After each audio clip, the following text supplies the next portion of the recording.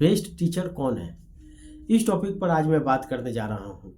और यकीन माने ये टॉपिक आज से करीब करीब मैं 8-9 साल पहले मैंने इस पर व्याख्यान दिया था। उत्तर प्रदेश का एक ज़िला है बलिया, वहाँ पर एक इंटर कॉलेज थी।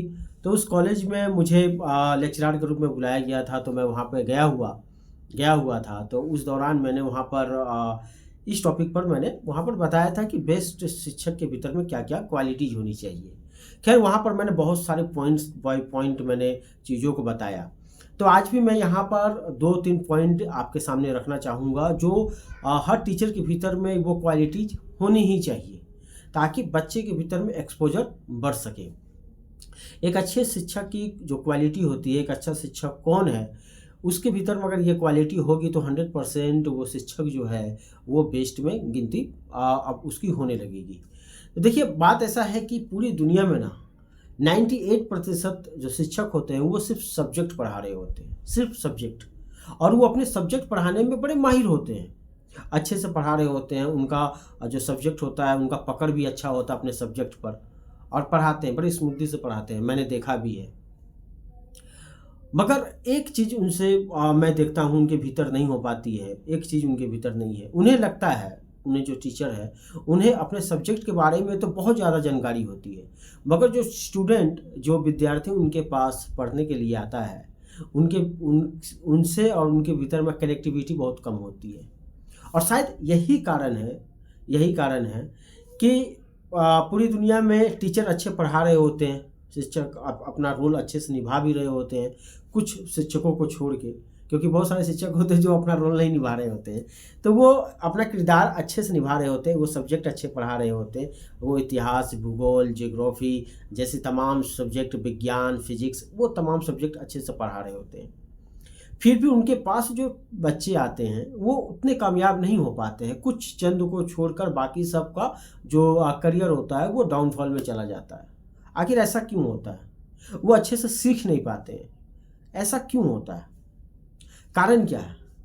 तो कारण मैं आज यहीं पर बताने वाला हूँ कि देखिए सिर्फ बच्चों के ऊपर ये जिम्मेदारी नहीं होती है कि वो सब्जेक्ट को सीख जाए, वो सब्जेक्ट को पढ़े नहीं, वो सब्जेक्ट को नहीं पढ़ रहा है, सिर्फ ये बच्चों की जिम्मेदारी नहीं है। हम लोग क्या कहते हैं कि कोई टीचर है, उसके पास 100 बच्चे पढ़ाई लिखाई कर रहे हैं, पढ़ने के लिए जा रहे हैं। अब वो टीचर उन बच्चों को पढ़ाए जा रहा है, सभी को पढ़ाता है, उनमें से 2-4 बहुत अच्छे नंबर लेके आ जाते हैं, और बाकी जितने बच्चे होते हैं उनमें से कोई 60% लेके आता है, कुछ बच्चे जो होते हैं लगभग 50% लेके आते हैं, कुछ 40-45 में जाकर सिमट जाते हैं। ऐसा ही होता है। मगर ऐसा क्यों होता है, इसके बारे में कभी किसी ने सोचा है? हम बस, हमारे दिमाग में एक ही चीज़ चलता है कि बच्चा नहीं पढ़ रहा था, बच्चा मज़े ले रहा था, मज़े से खेल रहा था, घूम रहा होगा, फिर रहा होगा, उसके पढ़ने में दिमाग ही नहीं लग रहा होगा, इसलिए वो पढ़ाई नहीं करता है। हम सारा का सारा दोष बच्चे पे मोड़ देते हैं। यही सबसे बड़ी गलती होती है हमारी, यही सबसे बड़ी गलती है एक शिक्षक की। देखिए जितना जिम्मेदारी बच्चे का है पढ़ने का, उससे ज़्यादा जिम्मेदारी होता है एक शिक्षक का कि वो बच्चे के भीतर वो साहलियत पैदा करे ताकि वो सीख सके। टीचर के पास भी वो चीज़ जिम्मेदारी बनती है, उन पे भी उतना ही दोष लगना चाहिए, क्योंकि जो मैं आगे कहने वाला हूँ, जो क्वालिटीज़ के बारे में मैं बात करने वाला हूँ, वो इसी पर निर्भर करता है। वो निर्भर करता है इस बात पे कि कौन बच्चा कितना सीखेगा, कौन विद्यार्थी को आप कितना सिखा पाओगे, इसी क्वालिटी पर डिपेंड करता है। और उस क्वालिटी का नाम है यकीन की पढ़ाई, उस क्वालिटी का नाम है विश्वास की पढ़ाई, इस क्वालिटी का नाम है। आप बोलोगे अरे ये तो पहली बार मैं सुन रहा हूँ, ये कैसा क्वालिटी है? ये क्वालिटी वो क्वालिटी है जो इंसान के भीतर में, एक बच्चे के भीतर में, किसी भी व्यक्ति के भीतर में वो जज्बा पैदा कर देता है कि वो सीखने के लिए मजबूर हो जाता है, वो सीखने लगता है, वही जज्बा। आप जरा इमेजिन करके देखें, कभी सोच कर देखें, जिस चीज़ पर आपको यकीन ना हो, क्या आप वो काम करोगे क्या?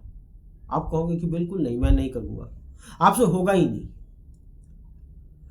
क्यों नहीं होगा? क्योंकि आपको यकीन नहीं है। जब तक आपको यकीन नहीं होगा तब तक आप करने के बारे में सोचेंगे ही नहीं। ठीक इसी तरीके से बच्चा जब एक टीचर के पास जाता है पढ़ने के लिए, तो ये मत सोचिए कि सिर्फ बच्चा वहाँ पे एक सब्जेक्ट पढ़ने गया है, वो फिजिक्स पढ़ने वहाँ पे गया हुआ है, ये मत सोचिए। वो ज्योग्राफी, इतिहास, भूगोल, इंग्लिश, हिंदी ऐसे तमाम सब्जेक्ट वहाँ सीखने गया है, बल्कि वहाँ पे एक शिक्षक के पास लेने गया हुआ है यकीन, वहाँ पे लेने गया हुआ है, वहाँ पे भरोसा, ताकि वो भरोसा दे सके उसे कि वो सीख जाएगा। और बच्चे को जब इस बात का भरोसा हो जाता है, एक विद्यार्थी को इस बात का भरोसा हो जाता है कि वो चीज़ सीख जाएगा, तो यकीन माने बच्चा कोशिश करने लगता है, वो सीखने लगता है, वो पढ़ाई में दिलचस्पी लेने लगता है। मगर होता है क्या ये चीज़? बहुत सारे बच्चे बोलते हैं ये सब्जेक्ट फालतू है, ये सब्जेक्ट फालतू है, ये समझ ही नहीं आता है, बकवास है, बहुत टफ है, बहुत हार्ड है। हार्ड इसलिए है क्योंकि वो यकीन नहीं कर पा रहा है उस पर कि वो सीख पाएगा।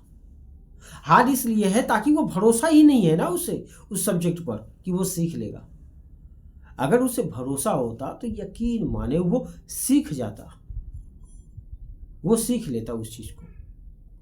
और टीचर समझते हैं कि वो बहुत अच्छे से पढ़ा रहे हैं, यकीन माने टीचर की काम जो होती है वो बहुत काबिल तारीफ होती है, मगर यहाँ पे उनके भीतर ये क्वालिटी होना बहुत ज़्यादा ज़रूरी है कि वो बच्चे को समझ सके, वो बच्चे को यकीन दे सके, वो बच्चे के भीतर में भरोसा डाल सके कि वो सीख जाएगा। और जब ये काम टीचर बच्चों के भीतर कर देते हैं, तब बच्चा धीरे धीरे, जो स्टूडेंट होता है वो धीरे धीरे सीखने लगता है, वो समझने लगता है चीज़ों को। दूसरा जो क्वालिटी होती है, जो दूसरा क्वालिटी है वो है कि उनका एक उद्देश्य को देना, एक उद्देश्य देना, उनके अंदर एक पर्पज सेट कर देना, उद्देश्य देना, उनके अंदर में वो लक्ष्य पैदा करना, ताकि वो अपने जीवन में, करियर में कुछ कर सके, अपने जीवन में कामयाब हो सके। अब इसके बारे में विचार सभी का अलग अलग हो सकता है, मगर जो शुरुआत होती है ना, जो बेसिक चीज़ होती है, वो टीचर ही ये काम करता है। हम अक्सर क्या देखते हैं, मैं तो बहुत सारे टीचरों से मिला भी हूँ, मुलाकात भी है, गवर्नमेंट स्कूल से भी जो टीचर्स होते हैं उनके साथ भी मुलाकात हुई है, कॉलेज के प्रोफेसर से भी हमारी मुलाकात हुई है, साथ ही साथ जो प्राइवेट स्कूल्स होते हैं उनके भी जो टीचर्स होते हैं उनसे अक्सर मेरी मुलाकात होती रहती है। तो मैंने एक चीज़ उन पर ध्यान दिया है कि अधिकांश टीचर में ना उद्देश्य ही नहीं है। वो आते हैं वहाँ पर 5 घंटा, 7 घंटा, 8 घंटा अपनी ड्यूटी को करते हैं, उसके बाद चले जाते हैं, सब्जेक्ट पढ़ाते अपने बाद चले जाते हैं। उनके अंदर खुद ही एक्सपोजर नहीं है, खुद ही उनके भीतर उद्देश्य नहीं है। वो एक ही क्रिया को शुरुआत से, जो आप भर्ती हुए थे जब से और अंत तक, रिटायरमेंट तक ले, वो वही क्रिया दोहराते जाते हैं। उनके अंदर उद्देश्य नहीं है कि आज मैं यहाँ पर इस पोस्ट पर काम कर रहा हूँ, आज मैं जूनियर टीचर हूँ, कल मैं सीनियर बनूंगा, कल सीनियर्स के बाद और भी ज़्यादा ऊपर जाऊँगा, कल कहीं का प्रिंसिपल बन जाऊँगा, किसी बड़े बड़े कॉलेज में जाकर मैं प्रोफेसर बनूंगा। उनका कोई ऐसा उद्देश्य नहीं होता। और ये उद्देश्य नहीं होने के कारण बच्चा देख रहा होता है। हम बच्चों से उद्देश्य के बारे में बात ही नहीं करते। हम बच्चे को सिर्फ बार बार टोकते हैं कि तुम्हारा उद्देश्य क्या है। सिर्फ पूछने मात्र से क्या बच्चे के भीतर उद्देश्य पैदा हो जाएगा? हो जाएगा क्या? कभी नहीं होता बच्चे के भीतर उद्देश्य पैदा। बच्चे को आपको रियलाइज करवाना पड़ेगा, बच्चे को खुद बताना पड़ेगा कि आपका जो उद्देश्य है उसको शेयर करना पड़ेगा कि मैं सोच रहा हूँ, अभी ये तैयारी किया है मैंने, फिर उसके बाद मैं यहाँ पे जाऊँगा, ये पोस्ट को मैंने लिया, दिन रात अभी पढ़ाई किया जा रहा है, ताकि लोग अपनी ज़िंदगी में और आगे बढ़ सकें। वो शेयर करते रहना पड़ेगा। बच्चे को दिखना चाहिए वो उद्देश्य कि आपके भीतर में खुद ही एक बहुत बड़ा एक्सपोजर है, खुद ही एक बहुत बड़ा एक्सपोजर है। आपकी ज़िंदगी खुद एक आगे जा रही है, आगे जाएगी। आप खुद एक और लक्ष्य की तैयारी कर रहे हैं, आप प्राप्त करना चाहते हैं उसको। मगर होता यहाँ पे यह है कि वही सिलसिला चलते जाता है, चलते जाता है, और बच्चे को वो सब चीज़ दिखता नहीं है। तो बच्चे के भीतर में कहाँ से एक्सपोजर आएगा? जरा सोचिए, बच्चा कहाँ से उस लक्ष्य को बनाएगा? बच्चा वो उन चीज़ों को सीखता नहीं है। याद रखें, आपका किया हुआ क्रिया, आपका किया हुआ कर्म आज बच्चा देखता है तो बच्चा कुछ सालों में उसको ग्रहण करने के बाद धीरे धीरे ग्रहण करता है, और ग्रहण करने के बाद एक समय आता है जब उसको फिर इम्प्लीमेंट करता है अपने लाइफ में। यही होता है। ये आप सोचेंगे कि आज करेंगे तो कल हो जाएगा, नहीं, ऐसा नहीं होता है। वो कल का काम नहीं है। शिक्षा एक दिन का काम नहीं होता, शिक्षा में वर्षों लग जाती है। यही तो खास बात है ना, यही तो खास बात है। शिक्षा आज का एक्सपोजर नहीं होता, विजन होता है एक। आज स्टार्टिंग किया जाएगा तो आने वाले समय में कुछ समय बाद उसका रिजल्ट दिखता है, परिणाम कुछ समय बाद होता है। तो आज अगर आप बच्चे के भीतर में गोल दिखा रहे हैं, उसके भीतर उद्देश्य पैदा कर रहे हैं, तो यकीन माने आने वाले समय में बच्चा भी अपने उद्देश्य में कामयाब होता है, अपने उद्देश्य को लेकर चलता है। तो ये जो दो क्वालिटी थी, मेरे ख्याल से ये बहुत बड़ी क्वालिटी होनी चाहिए एक टीचर के भीतर में। और जिस टीचर के भीतर में ये क्वालिटी है, यकीन माने वो टीचर एक टीचर नहीं है, सिर्फ एक अच्छा टीचर नहीं है, बल्कि एक अच्छा मेंटोर भी है, जो समाज में बहुत अच्छा प्रयास कर रहा है।